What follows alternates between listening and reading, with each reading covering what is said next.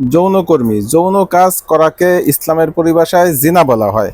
আর জিনার শাস্তি কোরআনে যেটা দেওয়া হয়েছে যে যদি অবিবাহিত হয় তাহলে তাকে 100 বেত্রাঘাত, আর যদি বিবাহিত হয় তাহলে পাথর নিক্ষেপে হত্যা, মৃত্যুর আগ পর্যন্ত তাকে পাথর নিক্ষেপ করে তাকে হত্যা করা হবে।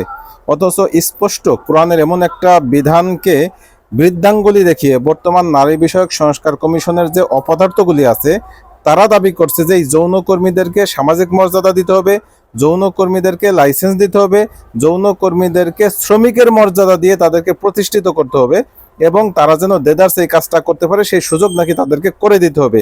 মানে সমাজকে অধপতনের রসাতলে নেওয়ার চূড়ান্ত পর্যায়ে তারা চলে গেছে।